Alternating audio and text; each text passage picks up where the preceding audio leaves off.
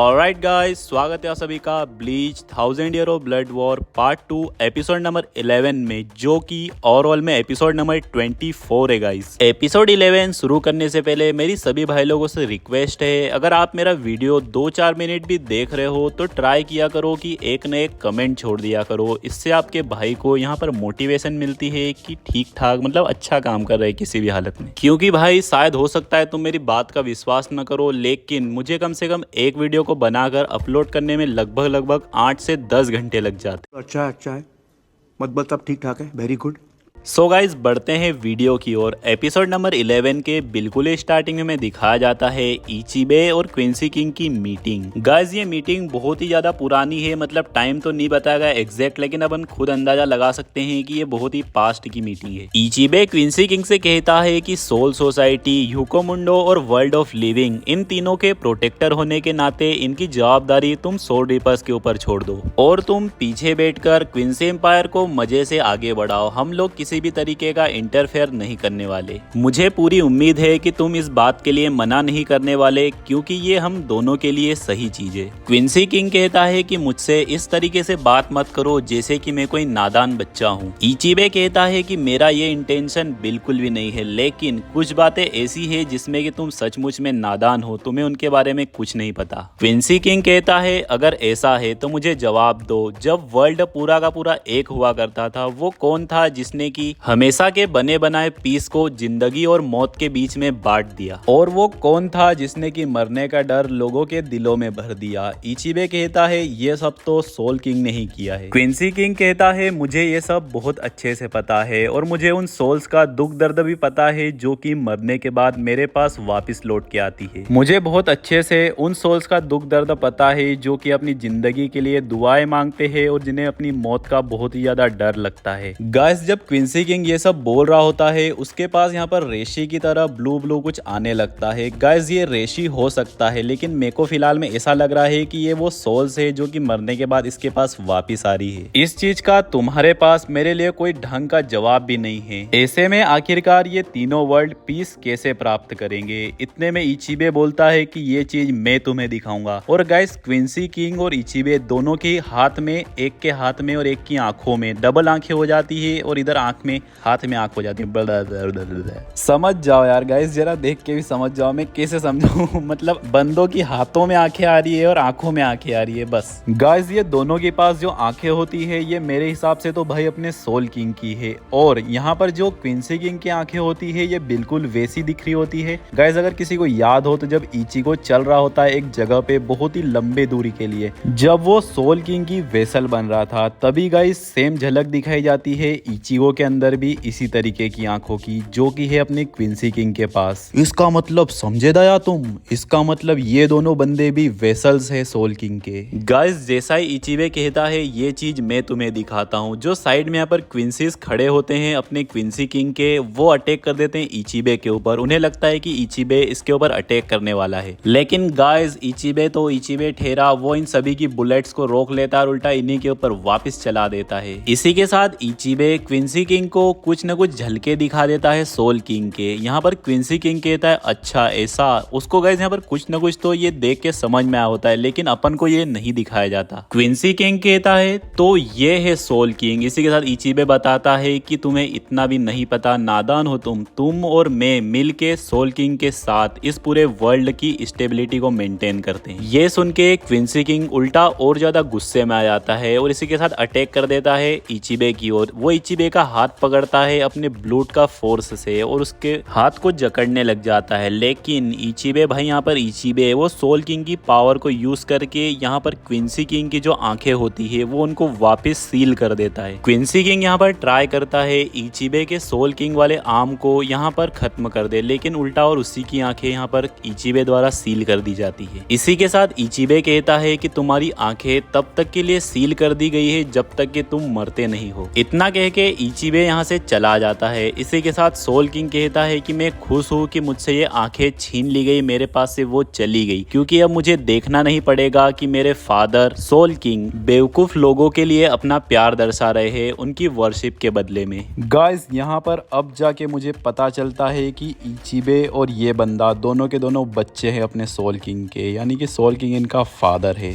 इसी के साथ क्विंसी किंग यह भी कहता है कि मैं अब अपने फादर को एक नया पर्पस दूंगा, एक नया वर्दी पर्पस दूंगा। और गाइस वो इसी के साथ तीनों के तीनों वर्ल्ड्स को खत्म करने की बात यहाँ पर कहता है और कहता है कि मेरे फादर तुम इनकी सिर्फ ग्रेव बन के रहोगे, यानी इन तीनों के तीनों वर्ल्ड की सिर्फ शमशान घाट की तरह बन के रहोगे। इसी के साथ गाइस पास्ट का ये वाला सीन खत्म हो जाता है और सीन शिफ्ट होता है डायरेक्ट प्रेजेंट में, जहाँ पर क्विंसी किंग, ओरी और हैशवॉल्थ तीनों के तीनों खड़े होते हैं रॉयल पैलेस एंट्रेंस पे। हैशवॉल्थ क्विंसी किंग से कहता है कि मास्टर मैं आपके इमोशंस फील कर सकता हूँ कि आपको यहाँ पर कैसा लग रहा होगा, लेकिन क्विंसी किंग कहता है कि मुझे 1% भी किसी तरीके का इमोशन फील नहीं है इस कब्रिस्तान के लिए। अब हमें शुरुआत करनी चाहिए इस बेवकूफों से भरी दुनिया को खत्म करके एक नई दुनिया बनाने की, जिसमें कि हमेशा हमेशा के लिए शांति बरकरार रही। इसी के साथ हैशवॉल्थ यहाँ पर अपनी शेडो का यूज करके बहुत सारे क्विंसी सोल्जर्स को बुला लेता है और हम देखते हैं सामने की ओर सेंजुमारू खड़ी होती है जिसके पास उसके भी कुछ सोल्जर्स होते हैं। भाई साहब अब थोड़ी मतलब फाइट यहाँ पर शुरू होगी, स्क्वाड 0 वर्सेस क्विंसी किंग। अभी मजा आएगा ना बीडू रियल वाला। इसी के साथ सीन अपने उराहरा पे शिफ्ट होता है जो कि इन सभी को यहाँ से रॉयल पैलेस भेज रहे होते हैं, लेकिन इतने में यहाँ पर गांजू आता है और इन लोगों के साथ जाने की बात करता है। सभी लोग खुशी खुशी तैयार हो जाते हैं इसे अपने साथ ले जाने के लिए। और गाइस मैं सोच रहा हूँ इसका नाम गांजू है या गांजू है, क्योंकि दोनों ही नाम फनी लग रहे हैं मेरे को, तो गांजू बोलेंगे अपन, ठीक है ओके। इसी के साथ गाइस इन सभी को लॉन्च कर देते हैं उराहरा इस बड़े से पिलर वाली मशीन में बिठाकर।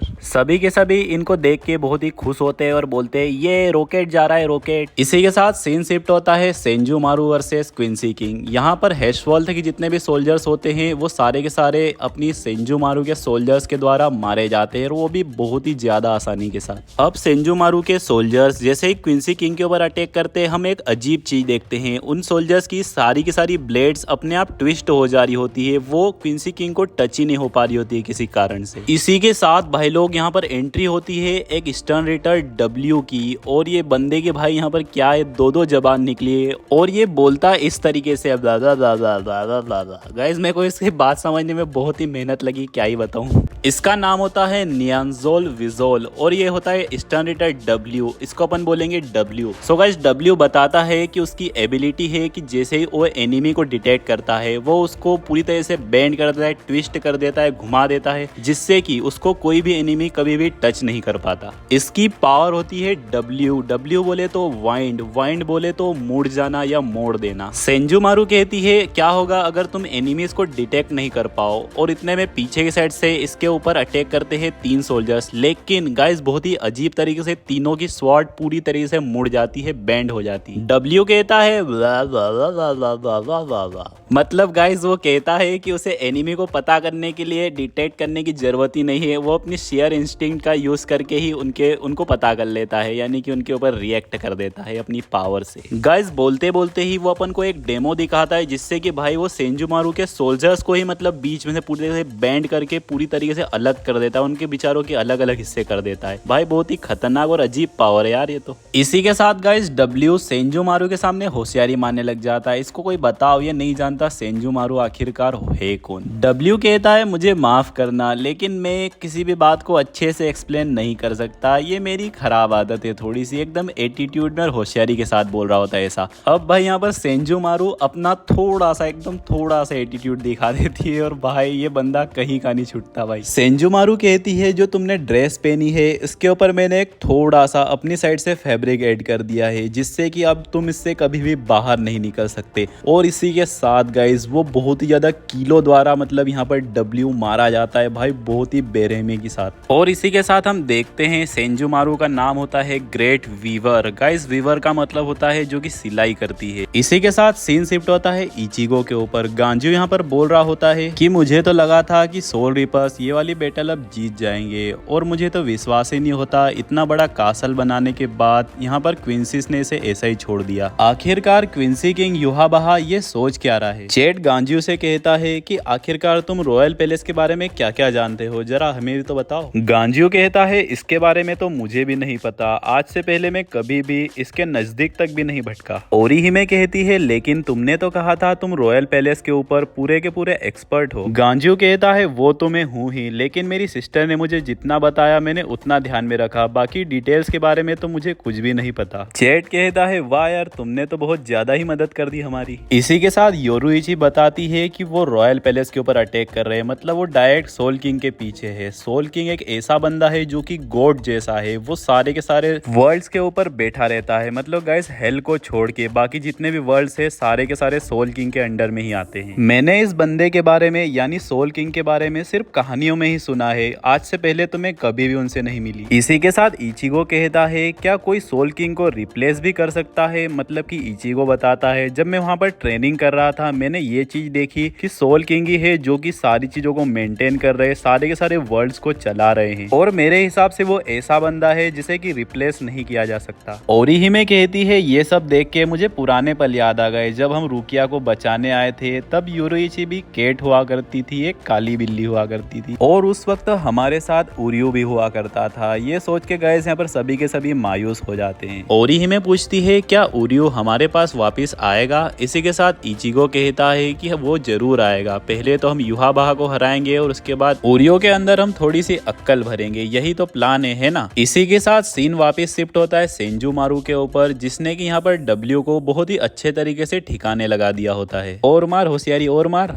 बोलना आवे ना और होशियारी मानने चले, देखो गाइस इनको। सेंजुमारू कहती है इसके जाने के कारण अब हमारी ब्लेड्स तुम तक पहुंच पाएगी, है ना। लेकिन इतने में ही क्विंसी किंग यहाँ पर 4 बहुत ही टॉप टीयर के स्टार रिटर्स बुला लेता है, मतलब गाइस टॉप टीयर का मतलब बहुत ही ज्यादा पावरफुल। इसी के साथ गाइस हम देखते हैं ये होते हैं star writer X, star writer M, star writer D और स्टार रिटर सी। गाइस जो स्टार रिटर एम है इसका नाम होता है गेरार्ड, और ये एक वेलकरी है, पता नहीं क्यों लेकिन बहुत सारे शॉर्ट एडिट इसके ऊपर बनते रहते हैं, इसलिए मैंने इसका नाम अलग से ले लिया और इसके बारे में थोड़ा अलग से बता दिया। बाकियों के नाम गाइस आप अपने हिसाब से पॉज करके देख सकते हो CDX का, क्योंकि गाइस मैं सिंपली मतलब प्रीफर करता हूँ उनके स्टार रिटर से उनको बुलाना, जिससे कि कंफ्यूजन नहीं होता और अच्छा रहता है। मतलब यहाँ पर बहुत सारे हैं तो किसका किसका नाम ले आखिरकार, आप लोग भी समझ रहे होंगे। इसी के साथ गाइस जो गेरार्ड होता है वो डायरेक्ट अटैक कर देता है सेंजुमारू के ऊपर, और उसके ऊपर अटैक करके भाई बहुत ही पावरफुल अटैक रहता है, जिसके कारण वहां पर सेंजुमारू की ब्लेड भी टूट जाती है और उसे एक थोड़ी सी ब्लीडिंग होती है। गाइस यहाँ पर देखने वाली बात ये है ये चारों क्वींसीज जो यहाँ पर ऊपर लाए गए हैं ये चारों स्टन रिटर्स बाकी स्टन रिटर्स से भी ज्यादा पावरफुल है, इसीलिए यहाँ पर इनको ऊपर लाया गया है ताकि ये लोग यहाँ पर डायरेक्ट स्क्वाड 0 के मेंबर से लड़ सके, क्योंकि वो भी बहुत ही ज्यादा पावरफुल है, ऑब्वियस सी बात है। इसी के साथ गाइस हम देखते हैं सेंजुमारू फटाक से यहाँ पर सोल किंग की सील्ड को बुला लेती है, जो कि होता है एक बहुत बड़ा आर्मर टाइप का कोई पुतला। लेकिन गाइस जैसे ये सोल्जर यहाँ पर आया होता है हम देखते हैं स्टन रिटर सी अपनी पावर से इसको पूरा का पूरा पिचका देता है भाई साहब। ये देख के तो भाई सेंजुमारू भी यहाँ पर थोड़ी सी हैरान हो जाती है, उसका रिएक्शन भी आप खुद ही देख लो। इसी के साथ स्टन रिटर एक्स कहता है युहाबाहा जैसे ही यहाँ पर आए उसी के साथ ही रॉयल पैलेस का खात्मा शुरू हो गया। जो हारने वाली टीम होती है उसे सिचुएशन हमेशा धीरे से समझ में आती है, इसी कारण से ही वो हारते भी है। गाइस हम देखते हैं स्टन रिटर एक्स होता है एक स्नाइपर टाइप का बंदा, और इसकी स्नाइपर भाई बहुत ही ज्यादा खतरनाक दिख रही होती है, और इतना कह के ये बंदा यहाँ पर फायर कर देता है सेंजुमारू के ऊपर, और भाई सेंजुमारू की खोपड़ी खोल के रख देता है। और गाइस हम देखते हैं यहाँ पर बेचारी सेंजुमारू का काम गाइस शायद तमाम हो जाता है बेचारी का, और स्टन रिटर सी उसे भी पिचका कर पूरी तरीके से बॉल बना देता है। इसी के साथ ये लोग आपस में कहते हैं कि ये तो बहुत ही आसान था, क्या ये वही स्क्वाड 0 के मेंबर है जिनके बारे में सुना था इनको हराना आसान नहीं है। और गाइस इसी के साथ एक्स अपनी स्नाइपर से 5 पेरेस जहां पर स्क्वाड 0 के 5 मेंबर्स रहते हैं उन सभी को गिरा देता है। एक्स क्विंसी किंग से कहता है कि आपके रास्ते में जो कुछ भी आएगा वो इसी तरीके से गिरा दिया जाएगा। और भाई साहब इतने में हम देखते हैं ये तो एक गेंजुत्सु था, बेचारे के साथ लोल हो गया, लोल लोल। और भाई साहब हम देखते हैं यहाँ पर सेंजुमारू होती है पूरी तरीके से सेफ, और इसी ने ये गेंजुत्सु किया था। मतलब गाइस मैं गेंजुत्सु वर्ड यूज कर रहा हूँ, मतलब ये ऐसा नहीं है कि ये नारुतो चल रहा है, बस समझ जाओ अपने हिसाब से। सेंजुमारू कहती है ये तो बस रॉयल पैलेस का एक डिकोय है ताकि तुम सभी को फांसा जा सके, असली वाला तो वहाँ ऊपर ओशो द्वारा छुपा दिया गया है। गाइस ओशो है अपने इचिबे का नाम। और भाई लोग हम देखते हैं अपने इचिबे को, इचिबे कहता है तुम जाने भी क्यों नहीं देते जब तक कि के लिए कि केज बन के रेडी नहीं हो जाता। मतलब भाई बंदा यहाँ पर केज की बात करता है और हम देखते हैं जैसे ही एक्स अपनी बुलेट से इचिबे के ऊपर फायर करता है, एक ब्रांच एक पेड़ आ जाता है बीच में और वो डैमेज अपने ऊपर ले लेता है। और पीछे की साइड से हम देखते हैं यहाँ पर आ जाती है अपनी कीरियो। भाई हम देखते हैं कीरियो ने यहाँ पर एक बहुत ही बड़ा घोंसले जैसा केज बना दिया होता है जिसके अंदर ये सभी के सभी फंस जाते हैं। एक्स अपनी बहुत सारी बुलेट से एक ही स्पॉट पे अटैक करता है लेकिन फिर भी वो केज को पियर्स नहीं कर पाता, तोड़ नहीं पाता है। वहां की ब्रांचेस बार बार ग्रो होकर उन शॉट्स को अपने ऊपर ले लेती है। कीरियो फूड के बारे में इन्हें बताती है एग्जाम्पल देने के लिए, साथ ही वो कहती है कि ये जो ब्रांचेस है ये मेरे अंदर से ही निकले हैं जिससे कि मैंने अपना स्पिरिचुअल प्रेशर इस केज में मिला दिया है। और जो तुम्हारी बुलेट्स है वो हाईली कंसंट्रेशन है रेशी का फॉर्म, और तुम जितनी ज्यादा बुलेट्स इसके ऊपर चलाओगे ये उल्टा उसे खाते जाएगा और स्पीड से ग्रो होने लग जाएगा। कीरियो बताती है इस केज के अंदर भी लाइफ प्रेजेंट है और तुम इस लाइफ वाले केज को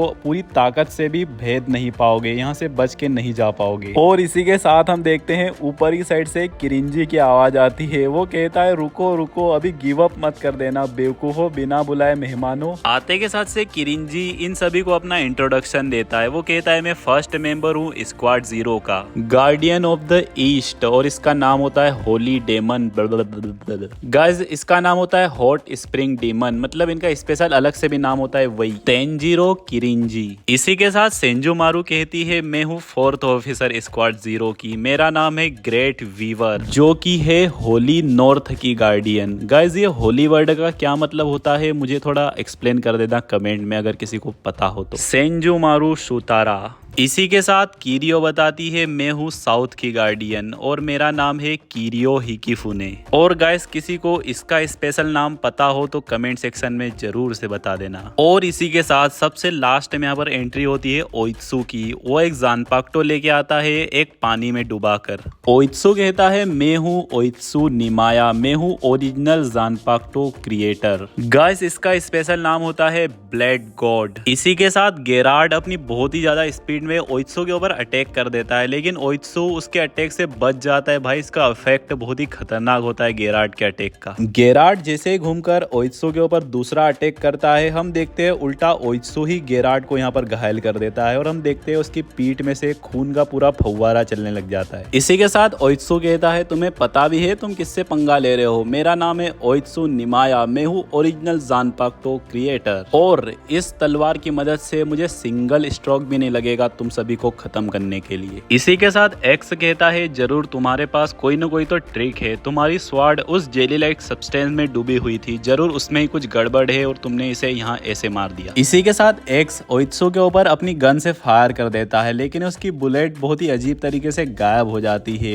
एक्स पूछता है ये तुमने और क्या कर दिया। यहाँ पर ओइत्सु जवाब देता है कि मैंने तो कुछ भी नहीं किया, बस मैंने अपनी स्वाड को ऐसे पकड़ के रखा था, तुम्हारी बुलेट आई और इस पे लगी और कट के अलग अलग बढ़ गई। इसी के साथ एक्स बहुत सारे और बुलेट चला देता है ओइत्सु के ऊपर लेकिन ओइत्सु अपनी स्वाड से सभी को काटने लग जाता है। और तो और भाई यहाँ पर ओइत्सु अपनी फास्ट स्पीड का यूज करता है और इसकी गन को ही काट डालता है। और यहाँ पर हम देखते हैं यहाँ पर स्टन रीडर एक्स को भी काफी ज्यादा डैमेज आया, उसको भी ब्लीडिंग बहुत खतरनाक वाली होने लग जाती है। भाई बिल्कुल ऐसा लग रहा है जैसे कि इसने 2 सेकंड के अंदर 2 बंदों को यहाँ पर निपटा दिया। और इसी के साथ स्टन रीडर सी अपनी एबिलिटी का यूज करने वाला होता है लेकिन ये बंदा अपनी स्वॉर्ड को फेंक के उसके अंदर घुसा देता है, उसके सिर के अंदर सीधा का सीधा हेडशॉट, और ये जादू का बच्चा भी मारा जाता है। स्टन रेटर डी तो रिएक्ट भी नहीं कर पाता, उससे पहले यहाँ पर ओइत्सु उसको भी काट देता है। भाई क्या बंदा है यार, ये तो मैं इसको हल्के में ले रहा था भाई, लिटरली यार खतरनाक आदमी है ये। ओइत्सु बताता है उसकी ब्लेड हद से ज्यादा ही शार्प है। इतने में हम देखते हैं स्टन रेटर डी पूरी तरीके से मरा नहीं होता, वो कुछ ना कुछ बोल रहा होता है लेकिन ओइत्सु फटाक से उसे दोबारा जाके खत्म कर देता है। ओइत्सु बताता है ये स्वॉर्ड इतनी ज्यादा शार्प है कि मैं इससे किसी को भी कितनी बार भी काटूं कभी भी इसकी धार कम नहीं होगी। सबसे बुरी बात क्या है इस स्वॉर्ड की कि मैंने इसको रखने के लिए अभी तक सीथ ही नहीं बनाई, क्योंकि गाइस रखे भी किस सीथ में यार, इतनी ज्यादा शार्प ही है ये चीज। गाइस अगर किसी को सीथ का मतलब नहीं पता तो ये वो चीज होती है जिसके अंदर अपन स्वॉर्ड को रखते हैं, वो उसको बाहर का कवर जो भी होता है जिससे वो पकड़ के रखते हैं नॉर्मली। भाई लोग इसी कारण से ये जो ओइत्सु होता है इस स्वॉर्ड को इस पानी के अंदर रख के लाता है, क्योंकि भाई सीथ ही नहीं है, समझ जाओ। बिना सीथ के ये इनकम्प्लीट स्वॉर्ड है, इसी कारण से हम इसे सेरेटे में नहीं भेज सकता अभी। इसी इसी के साथ ओइत्सु इन सभी क्वींसीज का शुक्रिया अदा करता है, इसलिए क्योंकि इन लोगों ने इसे मौका दिया इस स्वॉर्ड को टेस्ट करने के लिए। ओइत्सु युहाबा से कहता है इस बात के लिए सचमुच में मैं तुम्हें अप्रिशिएट करता हूँ ब्रो। भाई उसको ब्रो बोलता है यार, बहुत ही फनी लगता है। और गाइज इसी के साथ हम देखते हैं क्विंसी किंग अपने पास से एक गैजेट को इस केज से बाहर फेंकता है और खुद को टेलीपोर्ट कर लेता है केज के बाहर। इचिबे से कहता है अरे वाह, तुम्हारे पास तो पहले से पावर थी इस केज को एस्केप करने के लिए। ओइत्सु पूछता है बचे हुए क्विंसीज से अब क्या तुम अपने मास्टर के पीछे जाने वाले हो क्या? गाइस शायद से ये लोग जो स्क्वाड 0 के मेंबर्स है वो इचिबे को फिलहाल में नहीं देख सकते, पर क्विंसीज उसको देख पा रहे। यार ये किस तरीके की गड़बड़ है। किरिंजी कहता है मुझे पता है, मैं स्मेल से पता कर सकता हूँ कि इचिबे भी वहाँ ऊपर बैठा है। इसी के साथ गाइस हम देखते हैं क्विंसी किंग कहता है इचिबे योसुबे मुझे यहाँ से आगे बढ़ने दो, मुझे पास होने दो। बदले में इचिबे कहता है कि मैंने तुम्हें पहले भी चेतावनी दी है, मेरे नाम को इतने हल्के में मत लिया करो। अगर तुम्हारी आवाज जराक में बंद हो गई तो इसके जिम्मेदार भी पूरी तरीके से तुम ही होगे। और गाइस इसी भयंकर सस्पेंस के साथ, इसी भयंकर मूवमेंट के साथ इन दोनों की फाइट होने वाली है और यहाँ पर एपिसोड खत्म हो जाता है। इसी के साथ आप लोगों को वीडियो को लाइक करना है, चैनल को सब्सक्राइब करना है, बेल आइकन को ऑल पे सिलेक्ट करना है, क्योंकि ये है bleach 1000 year of blood war part 2 episode number कौन सा है 12 का एंड। मिलते हैं एपिसोड नंबर 13 में, तब तक के लिए बाय बाय।